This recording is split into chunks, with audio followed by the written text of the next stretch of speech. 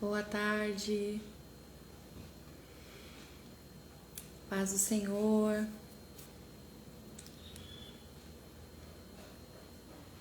Paz do Senhor. Boa tarde.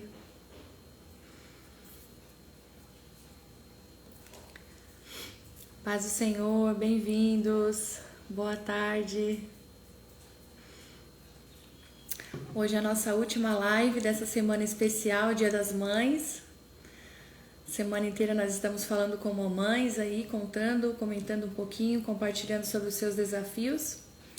Hoje é a nossa última live. Paz do Senhor, irmão Dimitri, Fabrício, irmã Bárbara, irmã Isabel, paz do Senhor, bem-vindos. Bem-vindos, Deus abençoe. Vamos aguardar um pouquinho o Instagram notificar e esperar a nossa convidada chegar. Nossa convidada de hoje é a irmã Gleice, pastora Gleice, né? A esposa do pastor Tiago, vai estar compartilhando hoje conosco.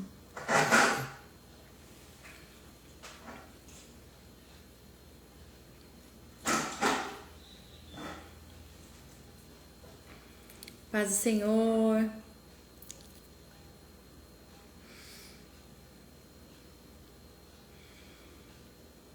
Para quem está chegando agora, vai compartilhando, vai chamando outras mamães aí, outros irmãos, né? Tinha bastante irmãos também acompanhando.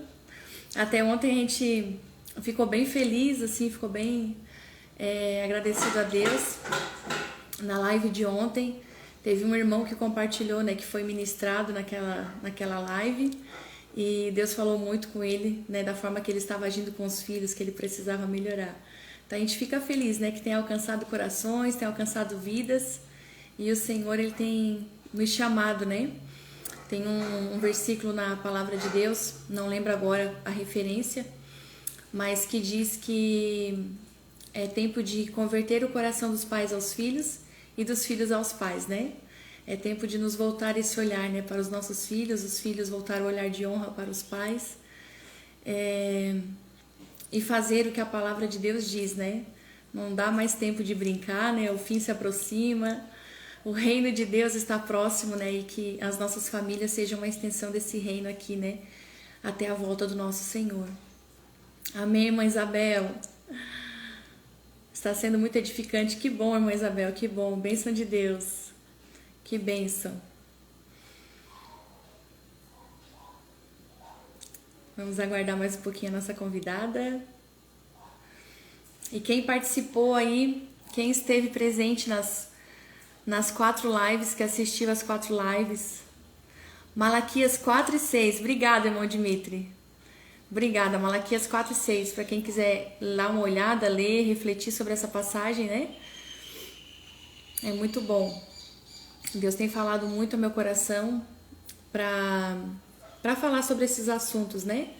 De família, pais e filhos, né?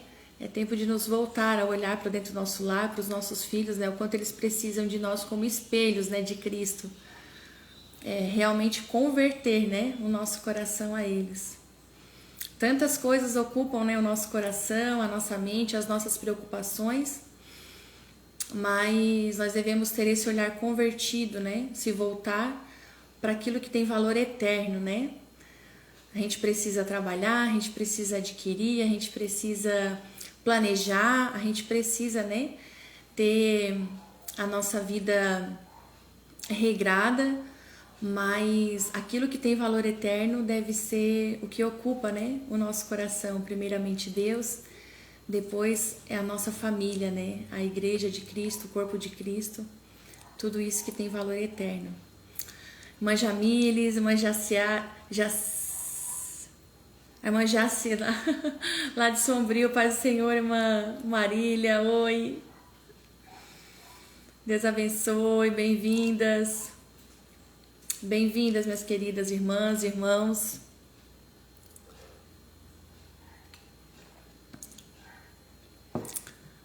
Hoje vai conseguir acompanhar ao vivo, que bênção.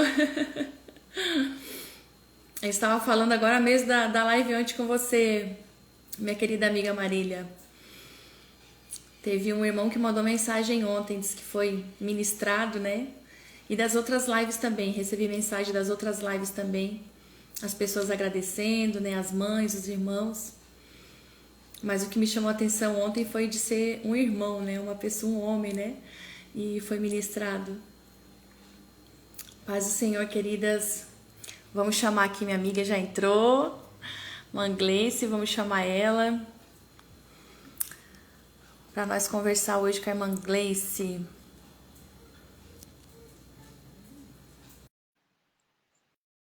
Ontem foi fogo puro.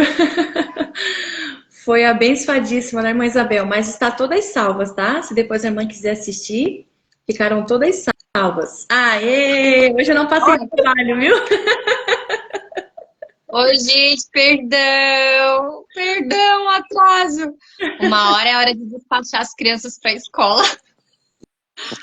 É a hora do rush, né? Mas e Hoje eu não aí? passei trabalho, viu? Já aprendi o atalho aqui para não passar trabalho de chamar os convidados. Então, depois tem que ensinar. Não, olha, meu Deus. Na terça-feira mesmo e na quarta, gente, eu vi a hora de desistir, porque eu não estava conseguindo chamar o povo. Meu Deus do céu.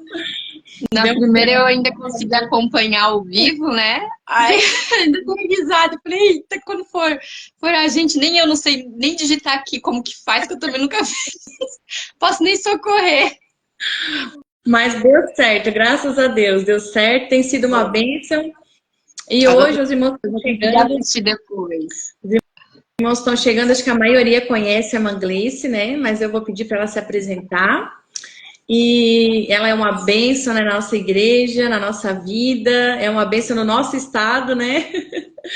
E eu, como eu disse ontem e tenho falado ao longo da semana, convidei mães que eu conheço, né? Conheço um pouco da história e que têm realidades diferentes, né? Cada uma vai compartilhar um pouquinho da sua realidade, né? Dos seus desafios. E eu sei que todas têm algo a acrescentar na nossa vida e na vida dos irmãos que estão aqui também nos acompanhando, né? Então, minha amiga, fique à vontade, se apresente. Então, meu nome é Gleice Varela, tenho 30 anos, sou mãe de 2 meninos, Samuel, de 7 anos, e o Mateus, que acabou de completar 5 anos. Moramos aqui em Tuporanga, né? Somos pastores aqui auxiliares junto com a Débora e o Rodrigo. Estamos nesse trabalho. Com relação ao meu trabalho específico, eu sou professora de Ministério Infantil há mais de 18 anos e tenho um livro escrito especificamente para professores de Ministério Infantil e para pais que desejam conhecer um pouquinho mais sobre a realidade, né, da sala de aula. Também trabalho atualmente como segunda coordenadora do Departamento Infantil das Assembleias de Deus do Estado de Santa Catarina e Sudoeste do Paraná. Estamos aí desenvolvendo esse trabalho, ao lado de uma equipe, e atendemos hoje mais de 3.000 professores de todo o estado, né? E estamos aí fazendo a boa vontade do Senhor, crendo que estamos na direção certa, sabendo que Ele está cuidando de todas as coisas. E é isso, não sei mais o que dizer sobre mim. É isso, gente, é uma bênção de Deus, né? Tem desenvolvido um trabalho muito lindo. O meu áudio tá bom para você, porque ele tá bem encostado aqui na Tô ouvindo minha grande estrutura, tá? gambiarra. A minha grande estrutura. Uma caixa de sapato, a outra ali, um copo d'água. Aí todo o meu bastidor aqui, eu não sei se tá dando muito certo. Tá dando para ouvir. Quem tá aí, tá ouvindo bem? Quem tá acompanhando, tá ouvindo bem o som? Então Uma ficou bem Natália, ruim. que bênção. Ó, como eu estava falando, tem algumas irmãs que entraram aqui que eu vi que trabalham no Ministério Infantil. Tem até algumas irmãs lá de Jaguaruna. A Gleice, né? Vocês provavelmente já conhecem ela. O som tá bom, que bom. Então tá certo. A Gleice, né? Provavelmente vocês já conhecem ela, já esteve ministrando aí em Jaguaruna também, acho naquela região, né? E para quem. Sim, às vezes que nós vamos lá à região, normalmente é feito treinamento para todos, né? Aham, Então já estive em Tubarão e em Laguna, que também abrange, né, a a região. região. E você que não adquiriu o livro dela ainda, É maravilhoso, tá? Adquira o livro da Gleice. Não é só. Ele foi feito especialmente para quem trabalha no Ministério Infantil. Mas quem é pai e mãe que também gostaria de saber, né, os desafios que eles enfrentam e também pegar algumas dicas, né, de como evangelizar as crianças em casa, é maravilhoso, tá bom? Eu já li, é muito lindo, já chorei algumas partes ali e aprendi também, né? Eu não esqueço, né, da forma que eu li ali e na hora Deus me deu maneira de falar com a Raíssa, né, de expor assim o evangelho para ela, foi muito bom. Então, minha amiga, conta para nós da sua jornada, né, algo que você queira compartilhar com a gente. Você tendo uma história de vida, né, cresceu no ministério, né, o pai pastoreando, cresceu Sim. nesse meio, né, depois sendo mamãe nesse meio também, um meio de mudanças, né, de altos e baixos no ministério que eu creio que todos nós enfrentamos, né? No meio de toda a tua história, assim, o que você pode compartilhar para nós de maior desafio que você viu assim na tua maternidade, que você teve que lidar assim, e que você possa compartilhar conosco? Então, como a Débora falou, a gente vem de uma família de pastores, a gente brinca sempre que quando nós temos que ir à convenção, não é a reunião de pastores, né? A gente fala que é o encontro da família Silveira. Somos netos, somos filhos, são sobrinhos, são primos, tios ali, meu pai, agora meu cunhado, meu esposo. Então é toda a família, né? E a gente sempre faz essa brincadeira. Mas eu sei que eu tive o privilégio de crescer dentro de um lar cristão.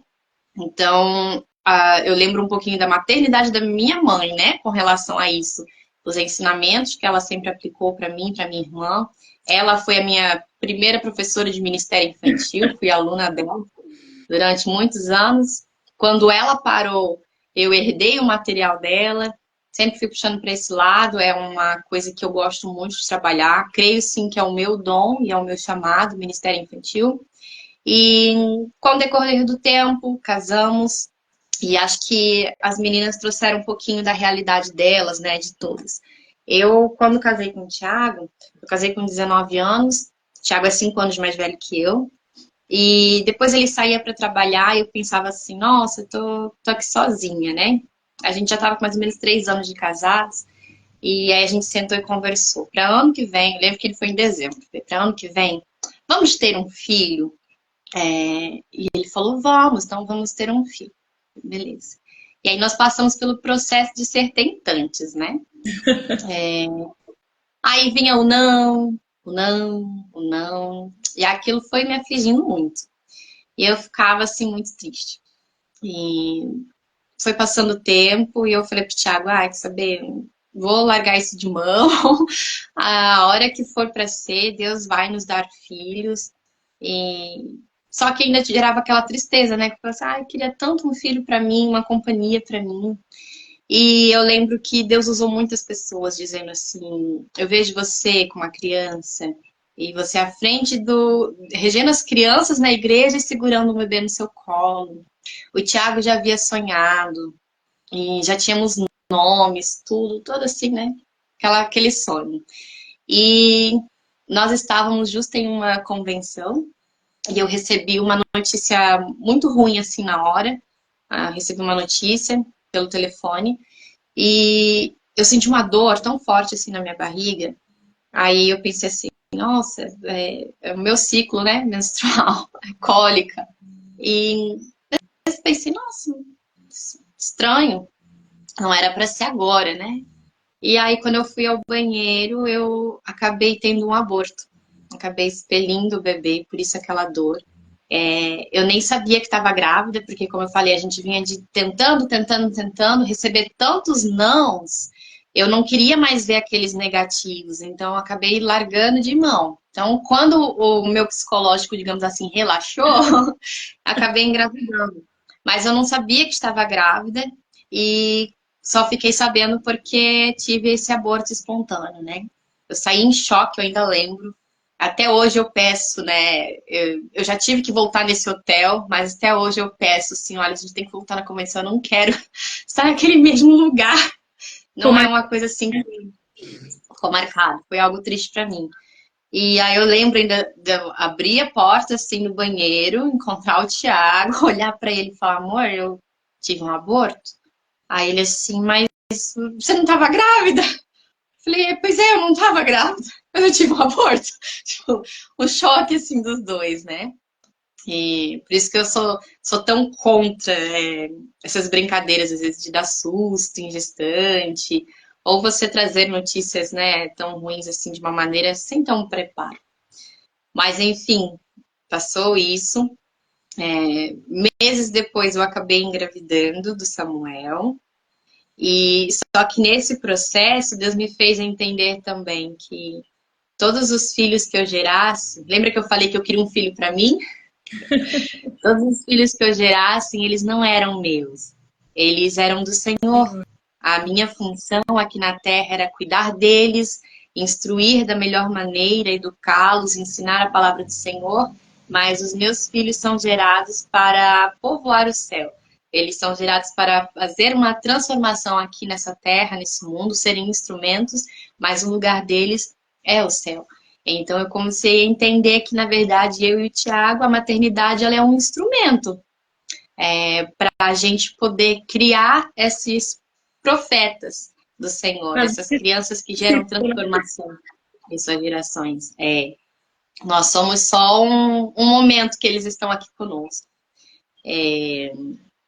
Já estava grávida do Sam, o Samuel já tinha nascido, e eu ainda me sentia mal pela perda que eu havia tido. Foi diferença de meses, não recordo muito bem se 4 meses de uma gestação para outra. E só que eu me sentia culpada pelo bebê que eu perdi. Eu ficava procurando saber o porquê. O que eu fiz de errado para eu ter perdido essa criança? Será que eu cometi algum pecado na minha vida? Olha as coisas, né? E o inimigo se aproveita. O inimigo se aproveita dessas coisas. E eu, Débora, eu chorava noites e noites. Eu acordava nas madrugadas, eu chorava, me sentindo mal por conta disso. Eu já tinha o Samuel, já haviam se passado 3 anos, o Samuel já estava com 2 anos e pouco, quase completando 3, e eu ainda me sentia culpada. Eu ainda carregava esse peso que não era meu. Eu lembro que o Sam estava com alguns meses e eu fui tirar ele do banho, né? Na hora de sair assim do banho, eu fui fechar a porta e ele estendeu a mãozinha e trancou o dedinho dele na porta do banheiro. Eu entrei em desespero assim, e o Thiago, amor, tá tudo bem? Calma. E a única, eu lembro até hoje, assim, a frase que saiu da minha boca foi assim: eu já matei um, eu vou agora matar outro também. Porque eu carregava esse peso que, poxa, eu tive um aborto, eu nem sabia que estava grávida, eu tive um aborto, mas eu me sentia culpada pelaquela criança que eu perdi. Então, foi um processo, assim, para mim, de tempos, né? Depois disso, eu fui a não sei se é um seminário, não sei dizer, mas eu fui a um evento para mulheres, nós já morávamos em Sombrio, e nós fomos, a gente ainda estava ajudando com os jovens, e nós fomos nesse evento lá em Criciúma. E foi feito um teatro muito lindo, e falava sobre a questão da cura emocional. E, de repente, aquela jovem que estava lá no teatro, era um teatro mudo. Ela estava lá no teatro, e ela tinha um baú, e quando ela vinha assim, ela colocava ali aquele baú na frente, ela abria o baú e ela começava a ver as coisas que sucederam na vida dela. E aí, no momento, vou chorar. Ela ergue uma roupinha de bebê, né? Simbolizando a perda que ela havia tido. E naquele momento eu lembro que eu só caí assim de joelhos onde eu estava e comecei a orar ao Senhor. E Deus trouxe a cura ao meu coração. As lágrimas são de alegria, sabe? Porque eu sei do quanto foi dolorido esse processo para mim, mas saber que houve a cura. E aquilo que eu sempre acredito, sempre digo que o propósito é maior que a minha dor. Nada é em vão. E por conta dessa perda gestacional que eu tive, eu pedi ao Senhor, eu quero saber cuidar de pessoas que também tiveram perdas. Eu quero poder gerar testemunhos. E nisso nasceu o projeto projeto das avós, onde a gente insere a criança desde o ventre no Ministério Infantil. Lindo, Elas já lindo. são cuidadas desde o ventre, discipuladas, porque já é comprovado cientificamente que as primeiras memórias afetivas de uma criança são geradas dentro do ventre. Então, o que que nós estamos gerando, né? O que que eles estão ouvindo, o que que eles têm se conectado, digamos. Então, o Senhor colocou esse projeto no meu coração e nós estamos conseguindo chegar primeiro, não só naquela criança que os nossos olhos observam, mas nas crianças que ainda estão sendo geradas dentro do ventre. Porque eu acho lindo e a maior prova de que esse projeto é sim necessário é o versículo onde Maria vai visitar Isabel, que é o versículo chave que eu uso para o projeto das avós, que diz que Maria cumprimentou Isabel. Isabel fala assim para ela: Maria, verdadeiramente tu és mãe do Salvador, porque quando as tuas palavras e tua saudação chegou aos meus ouvidos, o bebê dentro de mim foi cheio do Espírito Santo. Então ali há uma alma. E se há uma alma ali dentro do ventre, ela já precisa estar sendo cuidada. E nós não podemos protelar isso. E agora fazer um merchan, quem quer conhecer mais do projeto, corre no meu Instagram, nos destaques tem lá as avós.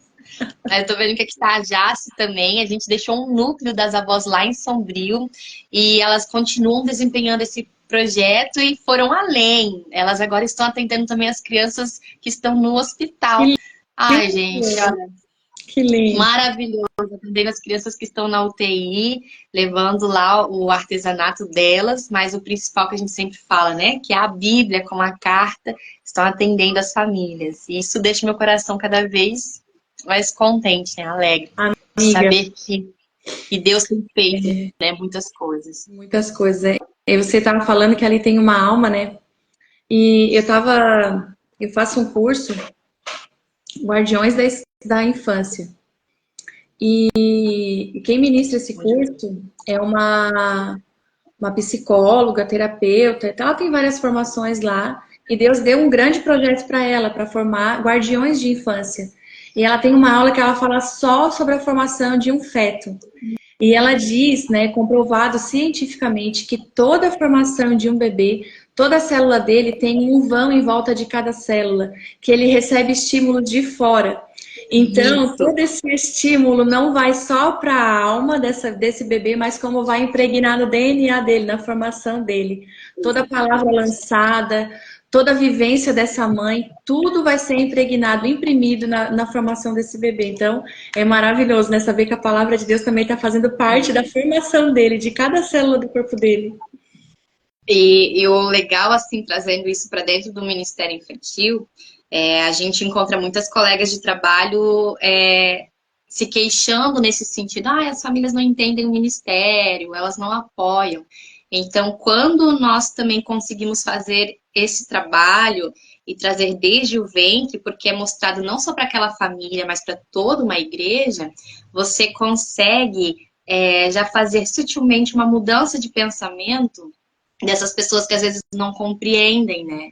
Então a gente consegue ir gerando ali juntos e modificando esses pensamentos errôneos, né? Então ali a família já entende que, olha, essa criança está sendo cuidada desde o ventre com a palavra de Deus, e quando ela vir à igreja e ela for para o culto do Ministério Infantil, ela vai estar ali sendo também ensinada da palavra do Senhor, vai estar sendo direcionada, ela não está indo para um depósito de crianças aonde eu vou deixar meus filhos aqui para que eu possa prestar atenção no culto. Não. Ali elas também estão sendo ensinadas a palavra de Deus. É o que a gente sempre fala: não existe um Deus para o adulto e um Deus para a criança, não existe um Espírito Santo para o adulto e um Espírito Santo para a criança. O Senhor é o mesmo e a palavra é a mesma. Porém, para cada faixa etária, a gente tem uma maneira melhor, né, de vir exemplificar e de conversar sobre esse assunto. E é muito importante, né, os pais terem essa mentalidade, né? De que a criança não vai para lá brincar, a criança vai para lá também aprender, né? Ouvir a palavra de Deus, né? É como você disse, a Bíblia diz que é o mesmo Espírito atua em todos nós. Então é o mesmo Espírito que vai estar atuando, né? Eles fazem parte dessa promessa, né? Aquela promessa que Deus fez lá em Abraão, né? Em ti serão benditas todas as famílias da terra. Então, o pai e a mãe estão na igreja, o filho também já é bendito, já é família bendita, ele já faz parte dessa promessa e o mesmo Espírito está atuando neles, né? Então, quando os pais em casa fazem a parte deles e levam os filhos, né, já ensinando, você vai para o culto, né? É a salinha das crianças, mas é para um culto, você vai ouvir a palavra de Deus, já vai ali tudo ajudando para a formação e caráter espiritual dessas crianças, né? Exatamente. Já vai gerando, né? E é aquilo que eu sempre falo para os professores no treinamento. Hoje você está vendo uma criança, mas ela vai crescer, ela vai ser o jovem na igreja, vai ser o adolescente na igreja, o jovem na igreja, vai ser o adulto na igreja. Então, às vezes é muito difícil eu conseguir fazer com que um adulto ele consiga mudar alguns pensamentos errados que ele tem com relação à palavra. Mas uma criança, ela ainda está aprendendo. Então, ela conhecendo Jesus desde cedo, ela vai ter um futuro brilhante pela frente de uma criança que não vai passar pelas dificuldades do mundo. Além de que ela vai crescer, né, vai ser um adulto, vai arrumar um relacionamento e nisso ela também vai ter filhos futuramente. Então, hoje tenho um aluno aqui na minha sala, mas ele é o futuro cidadão ali daquela sociedade, daquela cidade. Então, o Senhor é tão bondoso que Ele não nos deu somente crianças, Ele nos deu toda uma futura geração em nossas mãos. E a gente está podendo ali abençoar todo um futuro. Está passando pelas nossas mãos. Obviamente, eles já atuam no hoje, eles já são bênçãos no hoje. Mas a gente tem que pensar ainda no que está por vir, né? Olhar sempre além e poder trabalhar nessas áreas. É muito lindo, né? Quando a gente tem essa visão de que até a própria maternidade nos dá isso, né? Quando a gente tem esse entendimento de que não são apenas crianças, mas são futuros homens e mulheres, e a partir deles são futuras gerações, né? Eu acho linda aquela passagem quando oh meu Deus, quando a Rebeca vai questionar com Deus por que ela está sentindo tantas dores na gestação, né? São os filhos da promessa. Então, por que ela está sentindo tantas dores? E Deus fala justamente isso para ela, né? Te acalma, minha filha, não são apenas um bebê que você está gerando, é gerações, são 2 gerações dentro do teu ventre, né? Então, quer dizer, não para em você, não vai parar nos teus filhos, não vai parar nos teus netos, isso vai perpetuar, né? E assim é a nossa obra aqui também, né? Como pai, como discipulador, como, né, o tio e a tia da escolinha, são influências que a gente vai causar, que vai perpetuar até a volta do nosso Senhor, né? Sim, e a gente tendo essa noção muda muita coisa. Voltando para a maternidade, o Samuel, como eu falei, está com 7 anos agora, e é uma coisa que eu e o Thiago temos conversado sobre isso, né? Já está mais do que na hora dele entender e de nós também trazermos alguns assuntos para ele como a responsabilidade dentro de um lar, né? Da questão do provedor. Hoje eu achei até um vídeo e eu compartilhei com o Thiago no Instagram, que dizia assim, para ver como que a gente estava conversando e os assuntos estavam batendo, né? Que dizia assim, pai, o seu filho, ele vai observar você, a maneira que você trata a sua esposa, a maneira que você gere, ajuda a trazer providência para dentro do lar, tudo isso. E batia com aquilo que a gente já tinha conversado, né? Dizia assim, olha, já está na hora, né? De a gente começar a conversar com ele sobre alguns assuntos, de mostrar para ele que hoje ele é pequenino, mas, né, ele um dia vai ter uma família, vai ter um futuro, vai casar com alguém. Quem será? E ele precisa começar a entender que o homem tem as suas responsabilidades, ele precisa começar a observar esse lado. Mas Gleice, ele é tão novo, 7 anos. Mas o que seriam essas responsabilidades que ele pode ter agora? É dele entender que ele foi gerado para um propósito. Ele foi gerado para trazer também uma família futuramente. Então, olha como que tem que ser, olha o cuidado que você tem que ter com seus filhos, o cuidado que você tem que ter com o seu próximo, o cuidado que você vai ter com a sua esposa, tudo isso. Tá vendo, Rodrigo? Tô ensinando bem. Eu também estou ensinando bem aqui as minhas futuras donas de casa. E você é uma sogra boazinha, viu? Mas olhando assim para a maternidade, né, a nossa responsabilidade quando a gente tem esse olhar de influência, porque a gente muitas vezes está no automático, né, Gleice? A gente entra no automático ali cuidando das crianças E a gente não cai, assim, muitas vezes não cai a ficha durante o dia que a gente está influenciando gerações, né? De que as pequenas coisinhas plantadas hoje vai refletir, sim, na idade adulta deles. E muita gente pensa assim, ó, não, quando ele for adolescente, eu vou ensinar certas coisas, vou ensinar ele a ser homem, eu vou ensinar ele a ser mulher. Não, isso começa de pequenininho, né? Começa de pequenininho, a gente começa, claro, cada nível vai se estendendo, vai se ficando mais sólido esse ensinamento, né? Mas tem que começar de pequenininho, ele já vê essas diferenças, né, do caráter do homem, do caráter da mulher, né, da sua influência ali, e ele aprende observando o pai, observando a mãe, observando no falar, no agir, no se portar, né? Tudo isso eles vão tendo essa noção do que eles vão ser futuramente, né? E é muito importante a Uhum. gente ter esse olhar, né? É. Aí, bem, tivemos o Sam, depois veio o Matheus, né? O nosso plano era assim, ai, quando o Samuel tiver 5 anos, nós vamos ter um próximo filho. Aí o Samuel estava com 2 anos e 9 e o Matheus estava nascendo.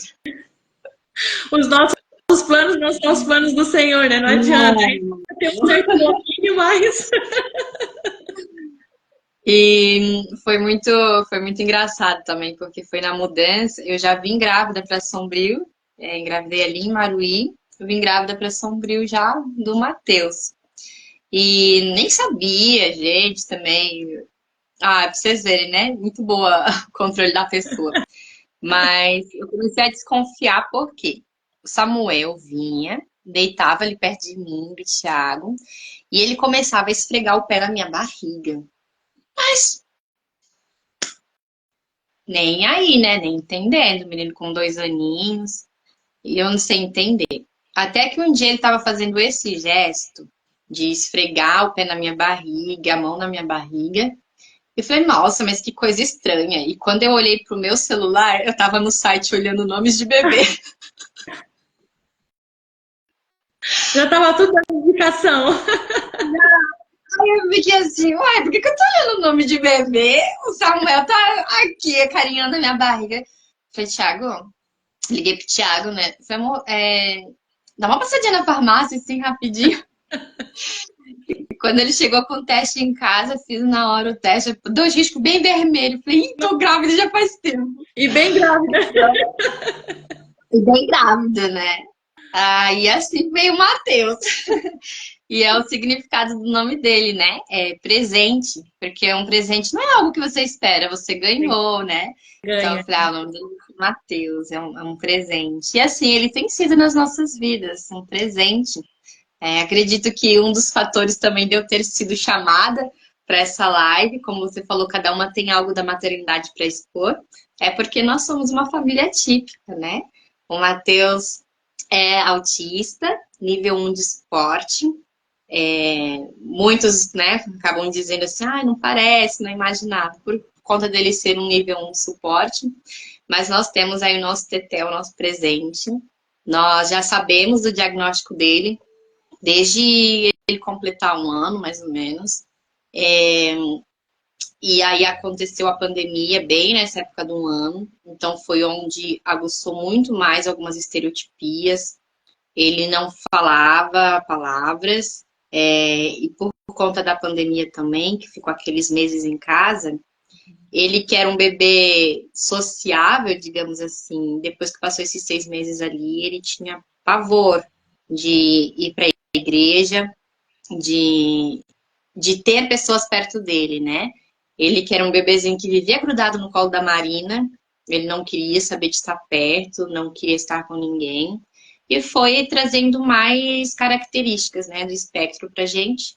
E era uma coisa que nós já desconfiávamos, porque no nosso caso, como que eu posso trazer isso? É genético? Como que eu posso dizer da melhor maneira, né? O que tudo indica, meu sogro também é autista. O Thiago é o segundo filho. E normalmente o segundo filho ele tem 80% a mais de chances de ser autista. Com isso, o Thiago é o segundo filho, o Thiago também é autista. Do Thiago, nós conversamos com relação a isso quando o Sam já tinha mais ou menos 1 aninho. Eu sempre gostei de estudar sobre a questão das crianças no Ministério Infantil e eu havia ganho um livro sobre inclusão na igreja. E eu comecei a ler e encontrei síndrome de Asperger, que é o antigo, digamos, autismo, né? E aí eu fui ler, eu falei, nossa, mas aqui é o Thiago, todinho. E aí conversei com o Thiago, liguei para os meus sogros, conversamos a respeito da infância do Thiago e super bateu. Então, o Thiago também, nível 1 de suporte. E então a gente já imaginava, né? A gente já conhecia mais do assunto e a gente já imaginava. E quando a gente começou a reparar essas coisas no Matheus, então a gente, opa, Matheus, tá tudo se encaixando para estar dentro do espectro também. Então, já sabíamos. E assim eu ia lidando, eu ia fazendo. Eu sou muito daquela questão assim de que o transtorno, Débora, o transtorno do espectro autista, ele não é uma doença, ele é uma condição neurológica. Então, o que eu via nisso? É uma pessoa que ela tem dificuldade em certas áreas. Assim como eu, que é o que tudo indica, sou típica, ao que tudo indica, o meu cérebro está funcionando corretamente, mas eu também tenho dificuldade. Assim como você também tem dificuldade. Todo ser Assim, humano, né? sobre isso, sobre todos nós temos dificuldades em alguma área. Então, uma criança com espectro autista, ela também vai ter dificuldade em algumas áreas. Então, eu via, para mim, era algo ok. Nós vamos trabalhar as áreas que ele tem dificuldade, nós vamos ajudar ele a desenvolver isso. Nós vamos estar trabalhando essa questão nele. Então, nós começamos a observar e a tentar lidar, ir aprendendo um pouquinho, porque o autista que eu tinha em casa já tinha 30 e poucos anos. Agora eu estava com uma criança em fase de desenvolvimento, então era diferente. E nós começamos a tentar lidar. E na minha cabeça, eu dou conta, tô tranquila, eu tô dando conta. E eu não comentava com as pessoas sobre isso, porque eu não queria que ninguém rotulasse meu filho e falasse assim, ai, tadinho. Ai, gente, quer me deixar com raiva? É se eu olhar uma criança autista ou com TDAH, com TOD e ficar assim, ai, tadinho. Gente, não tem muito que ser tadinho. Eu compreendo, sim, que no meu caso, o nível de suporte do Matheus é menor, né, do que de outras crianças. E que sim, comparado com algumas outras realidades, a minha está muito boa. Mas ainda assim, ele necessita de suporte e ainda assim, nós não devemos nem olhar uma criança que tem uma necessidade de suporte maior como um coitado. Isso é muito errado. Então eu ouvi muita coisa. Não, ele não é autista, é porque agora está na moda. Todo mundo é autista agora. Não, aí a clássica, maravilhosa essa. Tu tem certeza? Ele é tão bonito para ser autista. Pô, a gente ouve muita coisa assim que. Porque, afinal de contas, o autismo ele não tem cara, não tem uma Não, feição.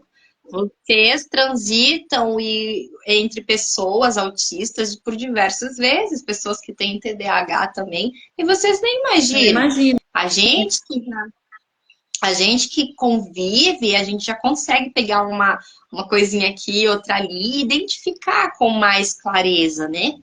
Mas não é algo que qualquer pessoa que não tem um convívio vai conseguir identificar logo.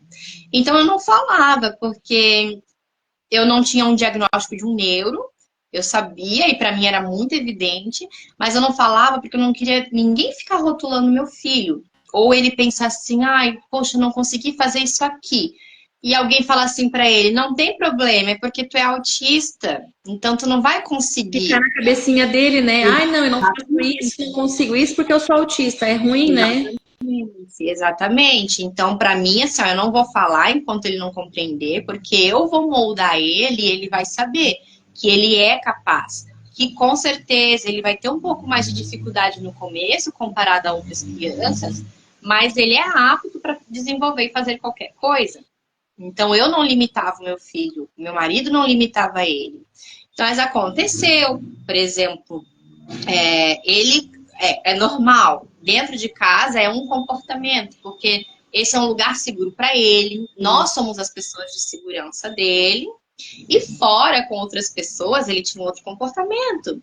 Ele olhava nos nossos olhos, mas, por exemplo, assim, se ele fosse na tua casa e você fosse conversar com ele, ele olhava para ti e virava. Olhava para ti e virava. Ele não conseguia manter o olhar fixo, né, numa conversa.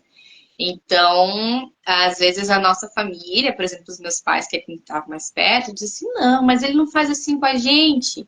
Então tinha aquele pouco de dificuldade, às vezes, de perceber. A minha irmã já não, né? A minha irmã já ia assim, olha, vai atrás, vamos correr, vamos estudar, vamos ver isso, aos pouquinhos a gente vai ajudando. O Matheus já ia para a escola, lá em Sombrio, e estava tudo ok. Na escola também as professoras nunca falaram nada. Eu que apresentei algumas dificuldades, mas estava tudo ok. Porém, quando nós mudamos de Sombrio para Ituporanga, foi onde aguçou estereotipias dele, porque ele saiu totalmente daquilo que ele conhecia. Ele mudou de cidade, ele mudou de igreja, as pessoas eram diferentes, tudo era diferente. Então, ele começou com os movimentos de flipping, que é o girar as mãos e girar em torno de si mesmo. Ele aguçou muito, muito, muito a ecolalia, que a ecolalia é a repetição de palavras, né? Então, se ele estava assistindo um desenho, ele falava todas aquelas falas para você. Desligou o desenho, ele continuava falando aquilo para você. Ele não conversava, ele tinha uma ecolalia. E ficou muito assim, ó, nossa, durante muito tempo. Foi passando, foi outras. Ele começou a andar muito mais na ponta dos pés para se regular. E aguçou assim, ó, de diversas maneiras. E ele foi para a escola, ele estava estudando de manhã. E acho que com uns 2, 3 meses que a gente já estava morando aqui, a professora pediu para mim, olha, eu não estou conseguindo entender o que está acontecendo com ele. Aí eu falei para ela, olha, nós entendemos que ele é autista. Ele só não tem um diagnóstico batido, né? Uhum. Ela assim, ó, eu preciso que você passe na psicóloga e traga esse diagnóstico pra gente. Então, nós fomos atrás, só entregamos o diagnóstico, porque a gente já sabia. Né? E eu não esqueço que a frase que o Neuro falou para mim, ele é assim, ó, talvez agora vocês vão passar por uma fase, assim, de aceitação, né? Ele, assim, é o que a gente chama de luto do diagnóstico. Aí eu falei assim para ele, eu não vejo isso como um luto, pelo contrário. Agora que tem um diagnóstico, agora mais ainda eu sei que eu não tô doida. Então, para mim, eu vejo isso como algo bom. Porque agora, tendo o diagnóstico, a vida do meu filho está começando. Porque a partir de agora, a gente vai conseguir direcionar ele melhor.